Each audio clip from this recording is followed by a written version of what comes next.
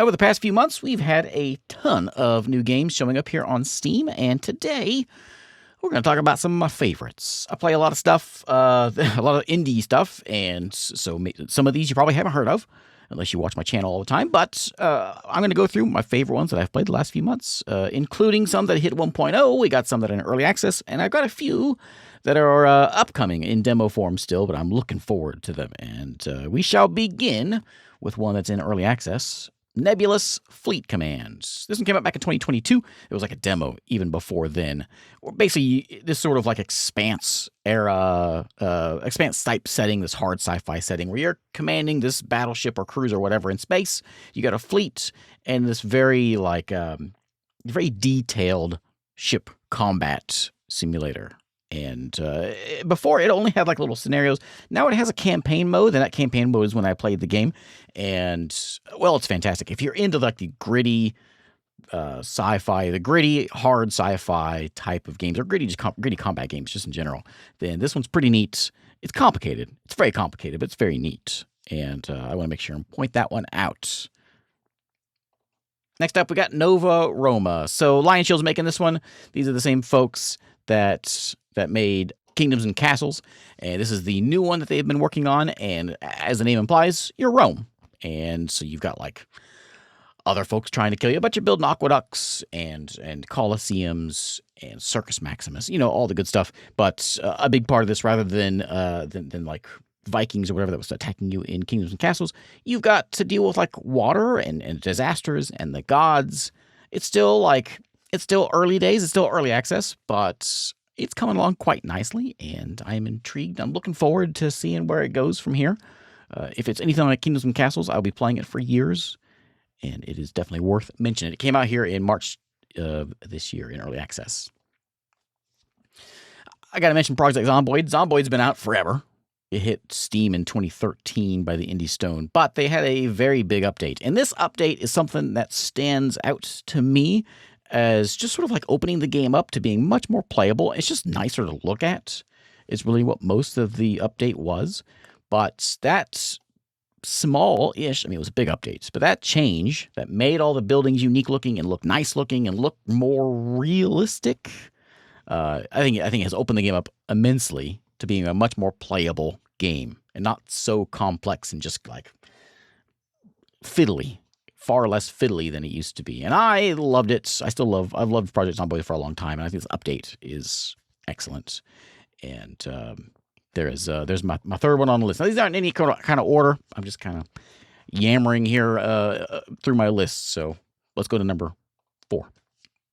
Worlds Upon the Wind is number 4. This is if you had told me I'd have a roguelites deck builder on my favorite games list, I would say no way.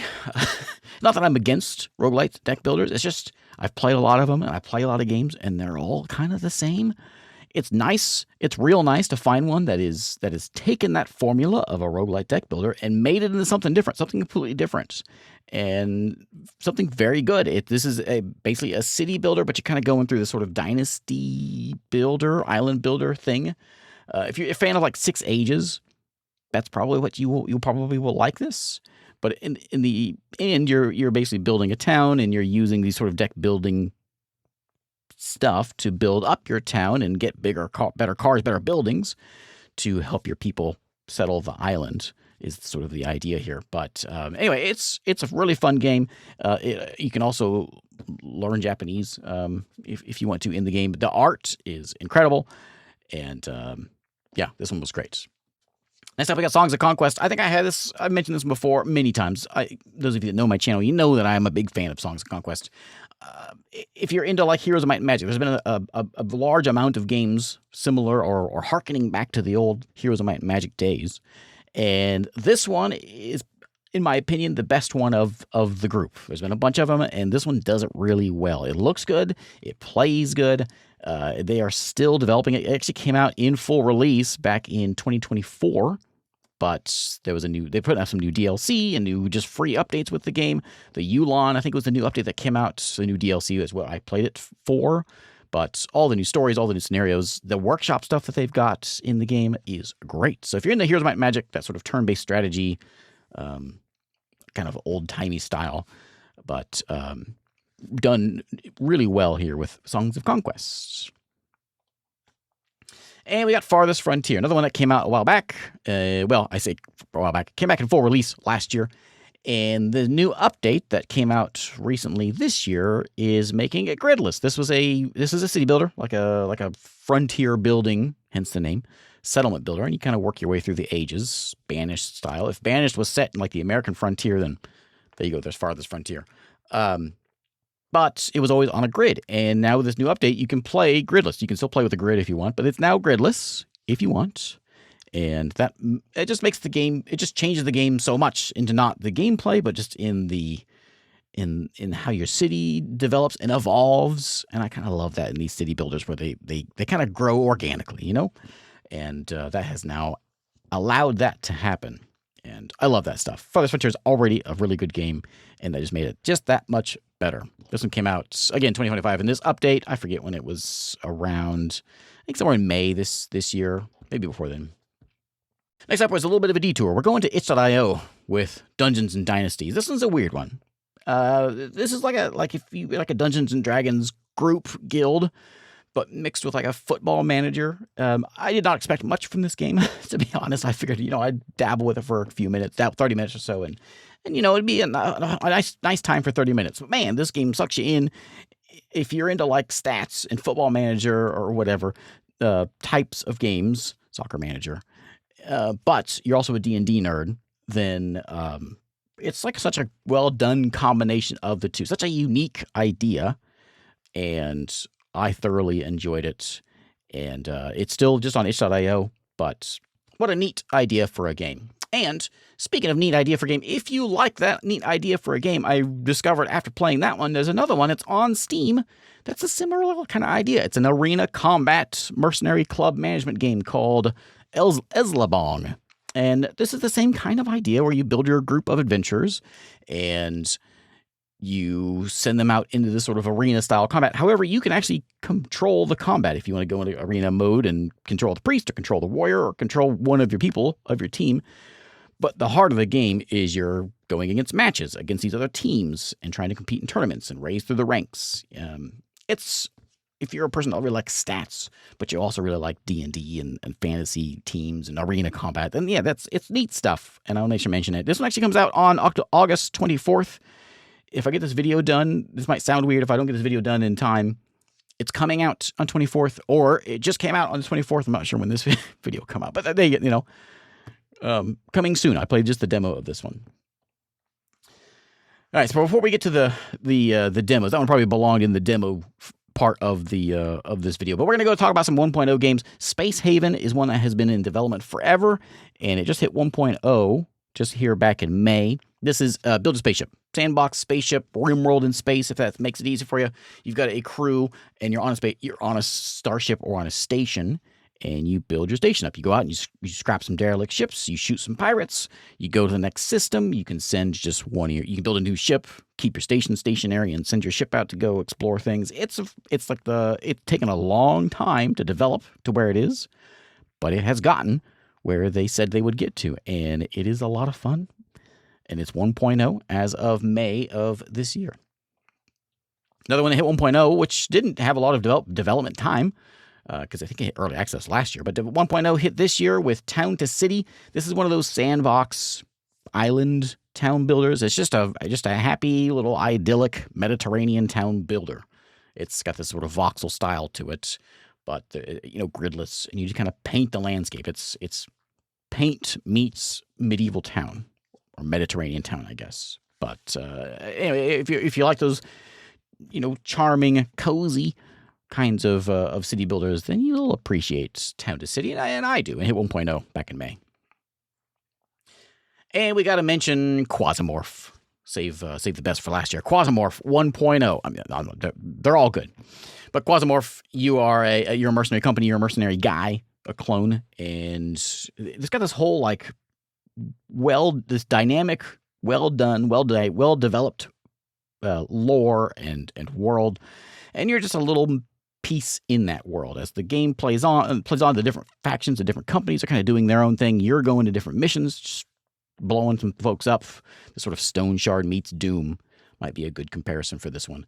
As you make your way through the stations, blasting zombies, blasting people, stealing people, saving people, I mean. Then that's what you got with Quasimorph. It hit 1.0, been in development for a long time, but 1.0 just hit here in July of this year. And this is one of those that I play like every year or so I'd play it. And it always surprised me how much developed, how far along it developed every time I played it.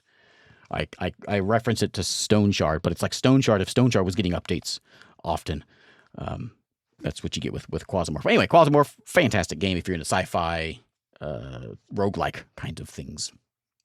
All right, so the last little bit of this section is going to be some demos. These demos, these are upcoming things I've played demos of that are coming soon that I really liked and I'm looking forward to playing. We're going to mention Metropolis 1998 for the first one. The demo is still here on Steam. This is a city builder like SimCity, like an old-timey SimCity. However, you can build, if you want, you can build each individual place. Like you can put the lazy boy in the living room along with the TV and the dresser and the bed, and you can individually build every single piece of a house, of a gas station, of an office building, of a coffee shop, all of it. Or you can just plop things down like you do on every other city builder. But the ability to be able to place every individual thing, all your citizens are going around town doing their thing, a kind of the SimCity meets the Sims kind of combination, a really cool idea. And it's supposed to be coming out sometime this year. The demo is here on Steam. Welcome to Elderfield is a cozy horror RPG. What a weird game. What a weird demo I played. This is coming out in September 10th is when the game comes out. I played the demo back during Next Fest, I believe. If you know Stardew Valley, those kind of cozy life sim things where your grandpa gives you a farm and you go around and you give flowers to Daisy or, I don't know, mine some rocks somewhere. It's like that.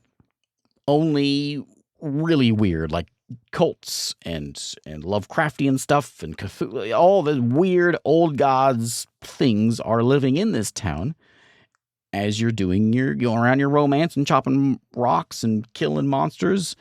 From what I understand, you can partake in the weird stuff as much as you want, or you can just be a farmer, go out and farm your plot like you do in Stardew Valley. But it has this whole it's got the vibe of that weird Stardew Valley setting. And the demo was great. I'm looking forward to this one. Comes out September 10th this year.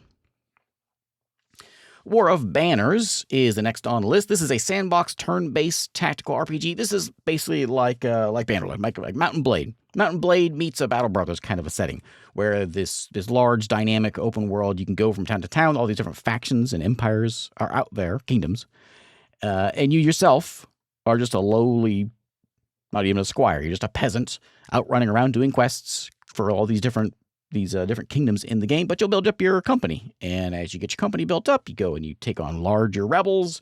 You can get a kingdom of your own and deal with that part of the game. Plus, you're going around and conquering lands. If it turns out like they're saying it's going to turn out with this sort of Mountain Blade meets Battle Brothers, then yeah, good stuff.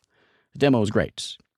No, we'll see. We'll see when the game comes out. It comes out at Q4 of this year. The demo is still here on Steam. By the way, all these, I have links to all these in the description. I'll have in the comments, I'll have links to my videos on these if you want to see more, since I'm moving kind of fast, but I don't want this to be a hour-long video. Next, we have Tales of Kathay. This is a turn-based tactical RPG. This is a classic turn-based roguelike style of game. Think of like Stone Shard, or even Quasimorph. But it's this whole living sandbox style where you're running around the map. It has a dynamic map and a random map each time. So instead of Stone Shard, you get that static map. This one you generate your map each time, and all these different kingdoms are going to war. When you die in Tales of Kathay here, your offspring will take over, and you control your offspring. I think it's 20 years later, and so the map will sort of evolve in those 20 years. And as you play the game, towns will change sides, towns will grow and fall, and all these different things will change as the game progresses. And so it's got that sort of, that traditional roguelike in a living sandbox. And that is a very cool idea. Demo was great. It's still on Steam. Comes out to be announced. We don't know yet. And the last one on the list is Roguefort. Roguefort, in that same genre, this sort of traditional roguelike. You can tell I like these kind of games. It is an open world roguelike RPG. Again, living sandbox. And you go out, you get quests, you do what you want to do, you build your own house, but whatever. This one has a couple of things that sets it out. And that is you can play from a top-down perspective, or you can play from like a first-person point of view. You can play from a third-person point of view if you want, which is a strange thing to be able to switch between, but it's a cool idea. Mostly this is about cheese. You're a mage, and your powers come from cheese. You want to rebuild, you want to replenish your mana, eat some cheese. You want to find a new spell, find a new cheese wheel. Weird, but a very cool idea. And it seems like it's got a giant map. And it says explore a deeply simulated world, join guilds, raid dungeons, build a colony, sail the seas, wield powerful magic cheese. So, interesting idea, and the demo was great. Big demo, too, which is still available on Steam. The playtest is also still there. It's supposed to be coming out in October of this year. But there you go. There's my list, my favorite games of the last few months. I'll do these. I don't know. The next one I'll probably do would just be on Christmas Day for my favorites of the year. But this is my list for the summer of 2026. My favorites that I have played recently. And please feel free to put in the ones you liked in the comments. If I missed some, I'm sure I did, because there's like 5 billion games coming out every day on Steam, and I can't keep up with all of them. But let me know what the good ones are, and I will see you next time.